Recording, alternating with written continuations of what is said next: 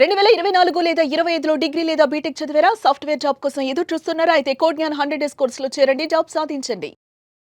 నమస్తే. ఆర్థిక లావాదేవీలు అనేది ఎప్పటినుంచో దేశాలు విదేశాల మధ్య మన భారతదేశంలో జరుగుతూ ఉంది. కాలక్రమేణా ఈ ఆర్థిక విధానం రూపాంతరం చెందుతూ మారుతూ వచ్చింది. అంటే ఒకప్పుడు బార్టర్ సిస్టమ్ ఉండేది. అంటే నువ్వు నాకు ఈ వస్తువు ఇస్తే నీకు ఈ వస్తువు ఇస్తా అని. తర్వాత బంగారం పెట్టి తీసుకునేవాళ్ళం, వెండి పెట్టి తీసుకునేవాళ్ళం. అలా అలా అలా చేంజెస్ వస్తూ తర్వాత ఈ చెక్స్ రూపంలో ట్రాన్సాక్షన్ జరగటం అనేది మొదలైంది. అంటే నేను మీకు చెక్ ఇచ్చాను అంటే it is equivalent to money I'm paying to you. ఎందుకనే బార్టర్ సిస్టమ్. ఆమె దగ్గర బియ్యం ఉన్నాయి, నా దగ్గర కందిపప్పు ఉంది. పాత రోజుల్లో బియ్యం ఆమెకిచ్చి కందిపప్పు తీసుకునేవాడిని. అలా కాలం గడిచేది. తర్వాత నా దగ్గర బంగారం ఉండేది, నా దగ్గర వేరే వస్తువులు ఉండేవి. బంగారం తీసుకొని వస్తువులు ఇచ్చేవాడిని. ఈ రకంగా exchange of commodities, exchange of necessities జరిగేవి. అది over a period of time రకరకాల చేంజెస్ జరిగి అది ఒక చెక్ రూపంలో నెగోషియబుల్ ఇన్స్ట్రుమెంట్స్ యాక్ట్ అనేది ఒకటి వచ్చి అది జరిగింది.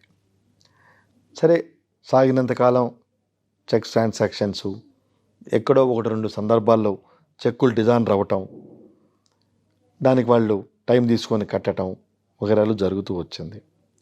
కానీ కాలక్రమేణా ఈ చెక్స్ మిస్యూజ్ ఎప్పుడైతే అయినాయో చట్టం, న్యాయస్థానాలు వీటిని సీరియస్గా పరిగణలో తీసుకొని కొన్ని విధి విధానాలు చేయటం జరిగింది.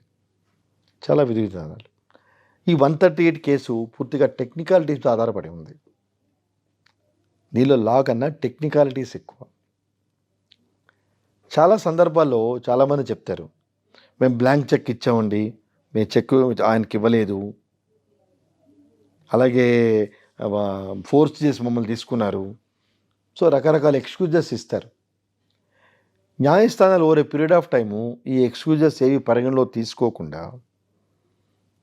కొన్ని తీర్పులు ఇవ్వటం జరిగింది. అంటే చాలామందికి ఇప్పుడు ఆశ్చర్యం కలగచ్చు, ఈయనేంటి కొత్తగా చెక్ బౌన్స్ కేసు గురించి మాట్లాడుతున్నాడు, ఇది అందరికీ తెలుసు అని. తెలియచ్చు అందరికీ. కానీ అందరిలో ఈ వినే ప్రేక్షకులకి ఎంతమందికి తెలుసు ఒక విషయం? General Manekshaw, first airfield marshal, Nagarjuna గ్రూప్కి ఆనరీ చైర్మన్గా ఉన్నాడు. ఆ నాగార్జున గ్రూప్ చెక్కులు ఎప్పుడైతే బౌన్స్ అయినాయో అతనికి కూడా సమన్స్ ఎన్బిడబ్ల్యూ ఇష్యూ చేయడం జరిగింది. ఎవరికైనా తెలుసు? తెలిస్తే సంతోషం, తెలియకపోతే ఇంపార్టెన్స్ ఆఫ్ 138 చెప్తున్నా. అంటే ఆనరీగా డైరెక్టర్స్గా ఉన్నవాళ్ళు, జనరల్ మానెక్షా పేరు అందరు వినే ఉంటారు. ఆయన నాగార్జున గ్రూప్కి ఆనరీ చైర్మన్గా ఉన్నప్పుడు వాళ్ళ చెక్కులు బౌన్స్ అయితే ఆయన్ని కూడా అక్యూజర్గా చేర్చారు. ఆయన హైకోర్టు నుంచి ఎగ్జంప్షన్ తెచ్చుకొని ఆయన మీద ఉన్న కేసుని క్వాష్ చేయించుకున్నాడు. కాబట్టి 138 చెక్ బౌన్స్ కేసులకి అంత ప్రాధాన్యత ఉంది. దాన్ని మిస్యూజ్ అవటం, రకరకాలుగా ఇబ్బందులు పెట్టడం చాలామంది చేస్తూ వచ్చారు. అలాగే 3 ఏళ్ల క్రితం చెక్కు తీసుకొని చెక్కు నిన్న ఇచ్చినట్టుగా రాసుకొని డేట్ వేసుకొని చేశారు. అది కూడా చట్టంలో ఉంది. చెక్కులు ఎప్పుడు ఇచ్చినా చెక్కు మీద డేట్ ఉన్నప్పటి నుంచే అది వ్యాలిడ్లోకి వస్తుంది. గతంలో చెక్కు మీద డేట్ ఉన్నప్పటి నుంచి 6 నెలలు వ్యాలిడిటీ ఉండేది. తర్వాత అది 3 నెలలకిగా కుదింపబడింది. కాబట్టి సంతకం మీద అయినప్పుడు చెక్కు బౌన్స్ అయితే నేను 3 ఏళ్ల క్రితం ఇచ్చాను, 4 ఏళ్ల క్రితం ఇచ్చాను అనే వాదన న్యాయస్థానాల ముందు నిలవదు.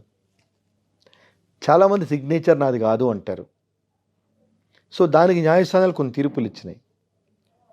చెక్కు ప్రజెంటేషన్కి వెళ్ళినప్పుడు మీ చెక్కు సిగ్నేచర్ టాలీ కాలేదని రిటర్న్ అయితే మీ కంటెన్షన్ కరెక్టు. కానీ చెక్కు ఇన్సఫిషియెంట్ ఫండ్స్ అని ఎండార్స్మెంట్ వచ్చినప్పుడు సిగ్నేచర్ నాది కాదు, నేను చేయలేదు, నుత్త బ్లాంక్ చెక్స్ ఇచ్చాను, వాడు పెట్టుకున్నాడు అనే వాదన నిలవదు. బాగా గమనించండి. చెక్కు సిగ్నేచర్ కనుక లేకుండా బ్యాంకులో డబ్బులు ఉండి తర్వాత సుప్రీంకోర్టు జడ్జిమెంట్ కొన్ని చెప్పినాయి, చెక్ అమౌంట్ బ్యాంకులో ఉండి మీరు స్టాప్ పేమెంట్ ఇస్తే అయినా కూడా శిక్ష అవుతుంది. కానీ ఎందుకు స్టాప్ పేమెంట్ ఇచ్చారు అనేది మీరు ట్రయల్ కోర్టులో ప్రూవ్ చేసుకోవాలని ఫైండింగ్ ఇచ్చింది. బట్ ఆ ఎగ్జామ్షన్ కూడా లేదు. బట్ చాలామంది చెప్తారు మీరు చెక్ బౌన్స్ కేసు వేసుకోవాలి, 3 నెలల లోపల వేసుకోవాలి, దానిలో ఓన్లీ పనిష్మెంట్ రికవరీ లేదు అని.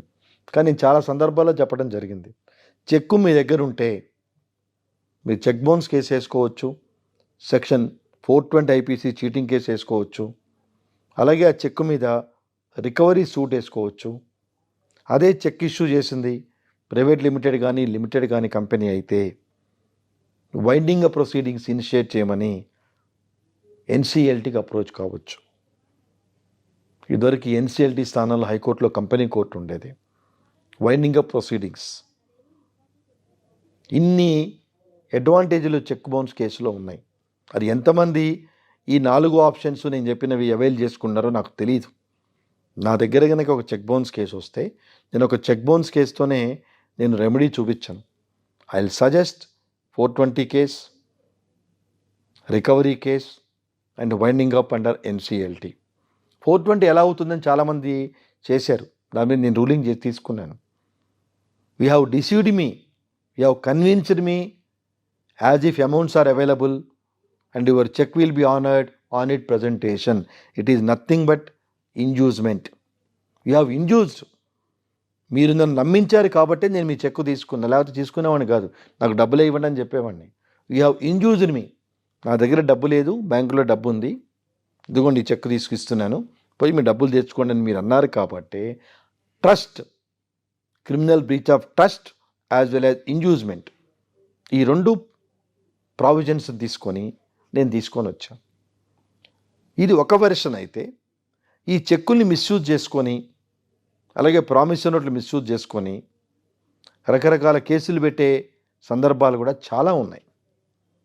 అంటే వాళ్ళకి అంత కెపాసిటీ ఉందా లేదా, ఇచ్చారా లేదా అని నిరూపించాల్సిన బాధ్యత అక్యూజ్డ్ మీద ఉంది. ముందు చెక్కులు ఇచ్చాం, అందుకే నేను చాలామంది గతంలో చెప్పడం జరిగింది, మీరు పోస్ట్ డేటెడ్ చెక్కులు ఇస్తే, సెక్యూరిటీ పర్పస్ కనుక చెక్కులు ఇస్తే వాళ్ళకి ఇష్టం ఉన్నా లేకపోయినా కవరింగ్ లెటర్తో ఇవ్వండి. ఈరోజు డేట్ వేసి చెక్కు సంతకాలు పెట్టండి, డేట్లు వేయద్దు, బట్ మీరు కవరింగ్ లెటర్తో ఇవ్వండి. ఈ రోజున నేను బలానా వ్యక్తికి ఈ 5 చెక్కు నెంబర్లు సో నేను ఈ నిమిత్తం ఇస్తున్నాను. కానీ మనం ఏం చేస్తామంటే మన ఆర్థిక అవసరాల దృష్ట్యా ఇన్ని ప్రికాషన్స్ తీసుకునే మూడ్లో మనం ఉండం. వాడు ఎక్కడ సంతకం పెట్టమంటే అక్కడ సంతకం పెడతాం, ఎందుకంటే లేదా వాడు డబ్బులు ఇవ్వడు. బ్లాంక్ ప్రామిసరీ మీద సంతకాలు పెడతాం, బ్లాంక్ చెక్కుల మీద సంతకాలు పెడతాం, రకరకాలు చేస్తాం. సో రియలైజ్ అయ్యి రీపేమెంట్కి వచ్చేటప్పటికే ఈ కంఫర్ట్ జోన్ తీసుకుంటాం. ఆ రోజు కంఫర్ట్ జోన్ నిలవదు. ఫస్ట్ బర్డను కంప్లైనెంట్ మీద ఉంది, ఇదిగోండి నేను ఇంత డబ్బులు ఇచ్చాను, దానితో రీపేమెంట్ తాలూకు నాకు చెక్కులు ఇచ్చారు. They have to prove initially. అదే వాడు ఆర్టీజీఎస్ఓ లేకపోతే బ్యాంక్ ట్రాన్స్ఫర్ ఇచ్చారనుకోండి, complainant is safe, burden is not much on them. They discharge their burden. ఇదిగోండి ఈ ₹1,00,000 ఈ అబ్బాయికి నేను ఆర్టీజీ బ్యాంక్ ట్రాన్స్ఫర్ చేశాను, finish. He proved his evidence. So 139 కింద రిబటబుల్ ఎవిడెన్స్ అని ఉంది. అంటే అక్యూజ్డ్ ప్రూవ్ చేయాలి, అంటే దాన్ని కాంట్రడిక్ట్ చేయాలి. ఇది కాదు ట్రాన్సాక్షన్, దీస్ ఆర్ ట్రాన్సాక్షన్ అని చెప్పి. దానికి 2 ఏళ్లే శిక్ష. చెక్ బౌన్స్ కేసు అయితే 2 ఏళ్లే శిక్ష. కానీ తర్వాత అమెండ్మెంట్స్ వచ్చి కాంపెన్సేషను 357 CRP కింద కాంపెన్సేషను, అలాగే ఫైన్ కింద డబుల్ ద చెక్ అమౌంటు, ఇలాంటివన్నీ ఇవ్వటం జరిగింది. బాగానే ఉంది, సంతోషం. 2 ఏళ్ళు శిక్ష పడింది, అదే రోజు బెయిల్ వస్తుంది. కానీ కాంపెన్సేషన్ కట్టకుండా మాత్రం మీకు బెయిల్ గ్రాంట్ అవ్వదు, అంటే సస్పెండ్ అవ్వదు. అక్కడ ఉన్న మెకానిజం అంటే తెలిసినా తెలియపోయినా చాలామందికి కాంపెన్సేషన్ కట్టడానికి మీరు ఎక్స్టెన్షన్ ఆఫ్ టైం పిటిషన్ వేసుకోండి. ఆ రోజు ఒక 10 లక్షలు కట్టమంది కోర్టు.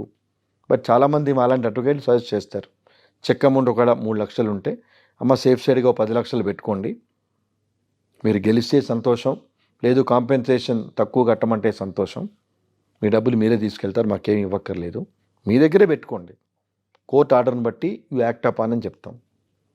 ఒకవేళ బియాండ్ అవర్ కెపాసిటీ కనుక ఆర్డర్ రావటం జరిగితే ఉన్నంత వరకు పే చేసి for balancing amount you can ask the court to grant extension of time.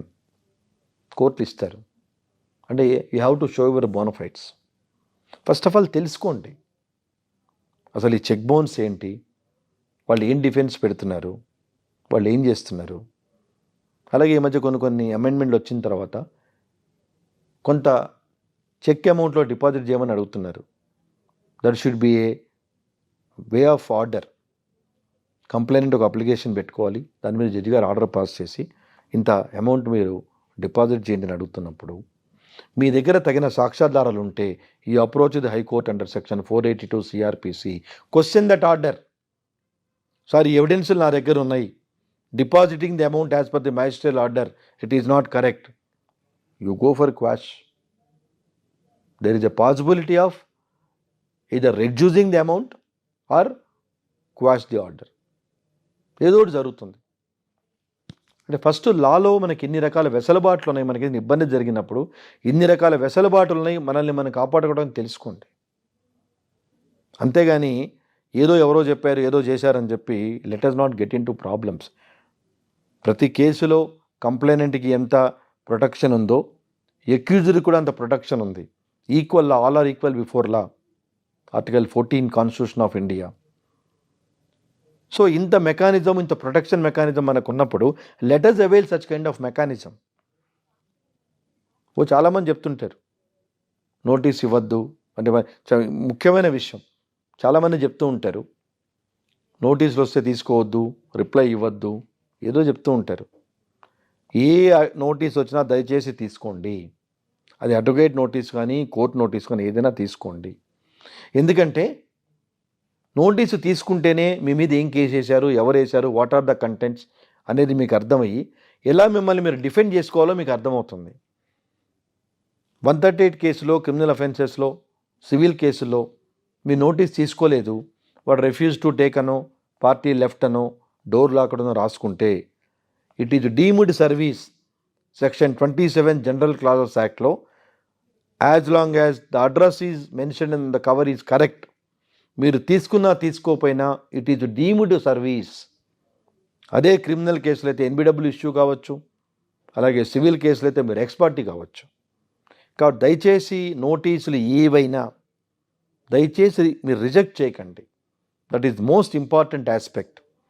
ఎందుకంటే మీకు విషయం తెలియకపోతే you cannot defend yourself. So you should know what is the case on me. Case వేసినంత మాత్రం మీకు ఏమీ కాదు, ఆ రోజే మనం ఉరిదీయరు. There is a lot of mechanism, there is a lot of process to decide the case. నోటీసులు సర్వ్ అయినప్పటి నుంచి సిఆర్పిసి 204 సెక్షన్ కింద జడ్జిమెంట్ డెలివరీ చేసే వరకు మధ్యలో చాలా స్టెప్స్ ఉన్నాయి. కాబట్టి ఫస్టే మనం ట్రాక్ రికార్డ్ చెడగొట్టుకోండి.